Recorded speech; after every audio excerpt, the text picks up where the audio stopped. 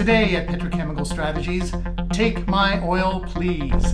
With crude oil futures dropping below zero for the first time, let's look at what drove the massive sell-off and huge trading losses and examine whether or not this could happen again. It's April 21 in the year 2020. I wasn't thinking about doing this today as part of my blog, but how often do you get to talk about crude prices below zero? Well, up until yesterday, never. Right now, supply of crude is very long. An estimated 35 million barrels of length have been caused by the corona pandemic and only 10 million barrels of production cuts announced by OPEC. But what happened yesterday really isn't about supply and demand. It's really about how the financial markets for crude oil work in the United States. Let me explain. But first, if you haven't seen the numbers, this chart shows what happened between the beginning of March and April 20th. As you can see, there has been a trend towards lower crude oil prices up until April 20th. Then WTI futures turned sharply down and closed below zero for the first time. CME Group publishes a crude oil futures calendar on its website. For any given contract month, the settlement date is usually around the 20th day of the previous month. Let's take a look at this example. The May contract trades over the days highlighted in blue in the calendar, with expiration on April 20th and settlement on April 21st. In a normal contract month, financial futures settle with the delivery of physical barrels. Simply put, if a trader buys futures on the May contract, they will get physical barrels on April 21st.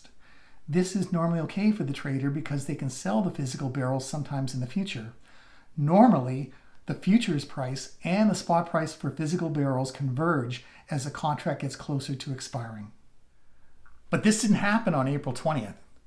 Traders are generally okay with receiving the physical barrels at settlement as long as they have storage, but tanks are full and demand is way off, and traders were really nervous about where they're going to put all those physical barrels. Let's go back to the chart I showed earlier.